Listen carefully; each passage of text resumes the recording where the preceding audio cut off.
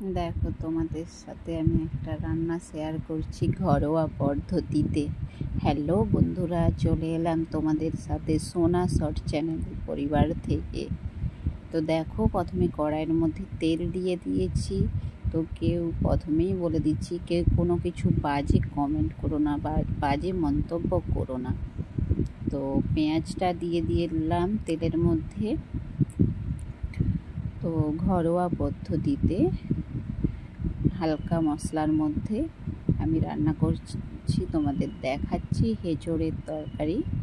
তো এঁচোড় তোমাদেরকে রান্না করে দেখাচ্ছি, তো তোমরা কেউ খারাপ মন্তব্য করো না। তো পেঁয়াজটা হালকা ভাজা হচ্ছে।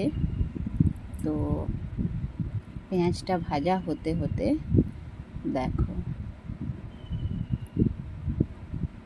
হালকা পেঁয়াজটা ভাজা হয়ে গেলে ওর মধ্যে কিন্তু আমি রসুন দিচ্ছি না, কারণ আমার মা সেরকম একটু রসুন দেওয়া পছন্দ করে না, একটু কম, মানে রসুন না দিয়ে আদা দিয়ে রান্না করলে একটু বেশি পছন্দ করে। তো তবুও আমি দিয়ে থাকি, তো আজকে না দিয়ে আমি এমনি বিনা রসুনেই রান্না করছি। তো দিয়ে দিলাম আদা বেটে রেখেছিলাম, তো শিলেই মশলাটা করেছি, শিলনোড়াতে। তো দেখো, আদাটা দিয়ে দিলাম। এবার আদাটা নাড়া হতে হতে দিয়ে দিলাম লঙ্কার গুঁড়ো, হালকা করে, বেশি দিলাম না। দেখো, তারপর ওর মধ্যে হলুদ গুঁড়ো দিয়ে দিচ্ছি পরিমাণ মতো। তো তারপর ওটাকে নাড়াচাড়া করে নিচ্ছি। তো দেখো, কালারটা আসছে। তো এই লঙ্কার গুঁড়োটাতে কালারও আসবে এবং কি না ঝালও হবে। তো অল্প পরিমাণে দিয়েছি, তারপরেও দেখবে ওটাই ঝাল লাগবে খুব। তো তোমরা তো খাবে না, আমরাই খাবো, তো বুঝতে পারবো কতটা পরিমাণ কি হয়েছে না হয়েছে। দেখো, এটাকে একটু নেড়ে চেড়ে নিয়ে ওর মধ্যে একটু অল্প জল দিয়ে দিয়েছি। দেখো, এটা নেড়ে নিচ্ছি। ওটা হতে হতে ওর মধ্যে আবার টমেটো কেটে রেখেছিলাম, তো তার মধ্যে আবার টমেটোটা দিয়ে দিলাম। দেখো,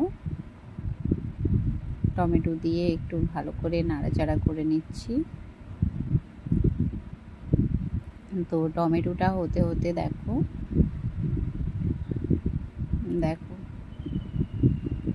আমি কিন্তু উনুনের মধ্যে, প্রথমেই বলেছি উনুনের মধ্যে রান্না করছি। তো উনুনের রান্না সম্পূর্ণ আলাদা রকম টেস্ট লাগে, দেখবে যারা খায় তারা জানে। তো এবার এঁচোড়টা দিয়ে দিলাম। দেখো, এঁচোড়টা একটু নেড়ে চেড়ে নিচ্ছি। অনেক হালকা মশলা দিয়েছি, যে পরিমাণ এঁচোড় দিয়েছি এতে কিন্তু আরও পরিমাণ মশলা দেওয়ার দরকার ছিল। তো আমি সেটা না দিয়ে আমি অল্প পরিমাণে মশলা দিয়েছি। তো দেখো, ওটাকে কিছু টাইম নেড়ে চেড়ে নিচ্ছি ওর মধ্যে দিয়ে। তো দেখো, ওই তেলের পরিমাণটা যেটা দিয়েছিলাম ওর মধ্যেই সবটাই মশলার ওপর ওটাকে নেড়ে নিচ্ছি। দেখো, যদি তোমাদের ভালো লেগে থাকে তো তাহলে তোমরা এইভাবে রান্না করে বাড়িতে খেতে পারো। তো হালকা মশলা যারা খেয়ে থাকে, হালকা পরিমাণ মশলার মধ্যে এই গরমের মধ্যে, তো বেশি মশলা বেশি রিচ না করে হালকা মশলা এবং হালকা রিচ। তো এটাকে ভালো করে কষিয়ে নিচ্ছি ওই মশলার মধ্যেই। দেখো, তারপরেই এবার কিন্তু জল দিয়ে দিচ্ছি, পরিমাণ মতো জল দেবে।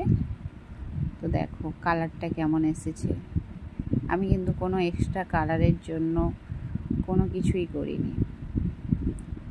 তো দেখো, এবার ফুটে আসছে। তো যদি ভালো লেগে থাকে লাইক কমেন্ট করো। প্রথমেও বলেছি, এখনও বলছি, কেউ উল্টো পাল্টা কমেন্ট করবে না। তো এখানে আরও করেছি বড়ি ভাজা, আলু ভাজা, কুঁদরি ভাজা। তারপর দুটো ডিমের একটা ফাটিয়ে নিয়েছিলাম, আর একটা দেখালাম। দুটো ডিম ফাটিয়ে নিয়েছি, কড়াইয়ের মধ্যে তেল দিয়ে দিয়েছি। এই দেখো রেডি করে নিয়েছি এটাকে। এবার এর মধ্যে এটা দিয়ে দিয়েছি। তো